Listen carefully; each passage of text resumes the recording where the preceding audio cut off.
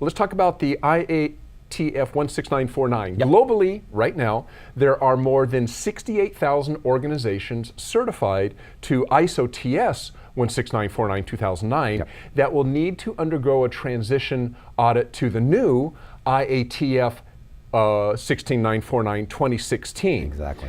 As of April 2017, only 181 wow. of these audits have been completed. Out of 68,000? Out of 68,000, but remember, it's new, so the audits are happening now, the transition's happening now. But here's the interesting bit, is out of those 181 audits, there was an average of about 5.3 nonconformities in nearly one major nonconformity per audit.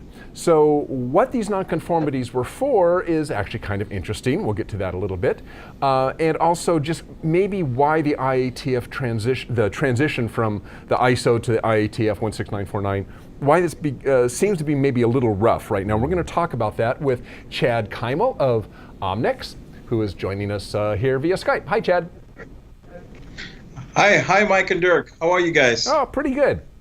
All right, so as I said, as of April 2017, and you actually write about this in your article, there have been 181 audits to IATF 16949-2016 with an average of about 5 nonconformities and 1 major nonconformity.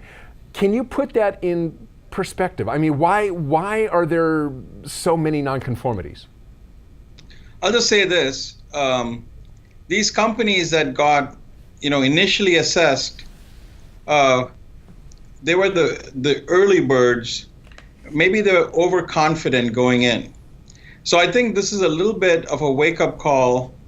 Starting October, companies will be scheduled, and this is part of their annual, audit, which will be a recertification. So, I see this as not a bad thing, but as a wake-up call, and as something people can use to really help improve themselves. The 5 minors are not so bad, but really the idea of the major, almost every audit really needs to have the companies sit up and do a better job. So as I've offered in the article, it's use this list as a sort of a preventive list to go back and check. Take a look at your own management system and, make sure you don't make the same mistakes. Yeah, I should point out that, yeah, in Chad's article, you do list the five top nonconformances and the 5 top major nonconformances, I believe. So if you want kind of a heads up on the problems people are having, take a look at that article, because there's really some good information on where the problems are coming from. That's right. Plus, in the webinar, we'll dive deeper than that. We'll do the top by clause and make sure, we don't have time to hit the vital few, but we'll do as much as we can. Well, Chad, Dirk and I were looking at this and thinking about it. I mean, we're both kind of surprised that the top nonconformity was total productive maintenance. Why do you think that is? So let me tell you, as I was writing the article, I myself was surprised. So what I did is I went back and looked at the gap analysis. We have done a number of gap analysis, and lo and behold, we are finding these nonconformances ahead of time. So I think the biggest difference is, so this requirement was there in the previous standard, the ISO TS 16949, as preventive predictive maintenance. It's just expanded a lot. But there's been so many changes that so many things people are focusing on, they have not focused on this. So it's a wake-up call to focus on total productive maintenance.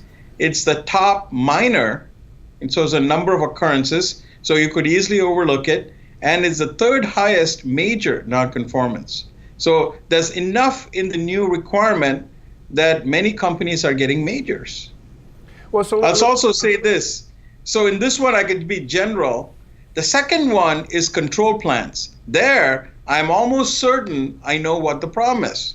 It is the linkages between the DFMEA and the PFMEA and the control plan, or the number of times we need to go back and revise. There are a number of events they'll have us revise the control plan. Anyway, just to say, sometimes you can pinpoint the problem. Sometimes you can say, hey, you're overlooking it. So that's what we'll try to do. Okay. So and you probably have kind of already touched on this, but in general, why is this transition from the 2009 version to the new IATF 2016 version, why is this so rough for companies, or showing to be so rough for companies? I'll tell you this. ISO 9001 2015 itself has changed in a major way. Also, I call this revision I helped when QS 9000 came out. I helped. This is the biggest revision. This is as big as QS 9000 in my opinion. So I don't know if everybody is looking at it as seriously as they need to. And of course, what we say is, this is an opportunity, folks. That was 1995, this is 2017. So let's quickly do the math of 17 plus 5. Anyway, a lot. We have not had a chance to really, take a look and rethink our quality management system. So here's the time, 23 years have passed. I tell, quality leaders, lead the way, explain to your top management, who, by the way, should take ownership over the system, and lead the way in thinking ahead to what your quality management system needs to be in the future. IATF 16949 is a great standard, will provide great benefits, and look at this as an opportunity to take a look at your system with data.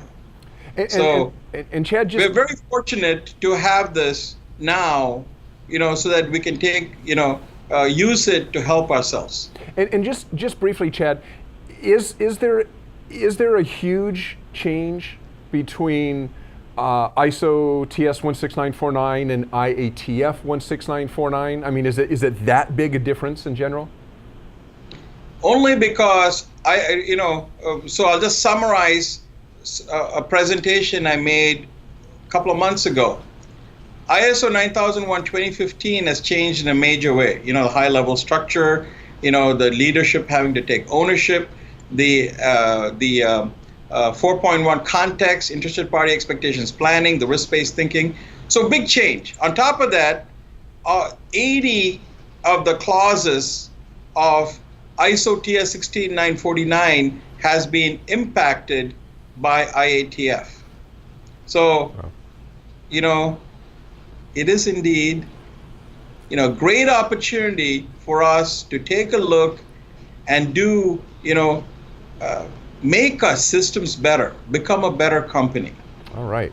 Well, if you're interested, this is just kind of a tease for a webinar that's coming up. So if you're interested in learning more about this topic, maybe you're 16949 and you're having to go through this transition itself, Quality Digest is hosting a webinar with Chad at Omnex titled Rough Transition to IATF 16949, Third-Party Audit Findings, Conclusions, and Recommendations. That webinar is Tuesday, August 22nd at 2 p.m. Eastern, 11 a.m. Pacific. Chad here will be presenting, and I'll be your host, so keep your eye on your email inbox for more details in the coming days. As usual, Chad cram-packs these webinars with lots of information, so be sure to join us and watch that. Thanks, Chad, for joining us.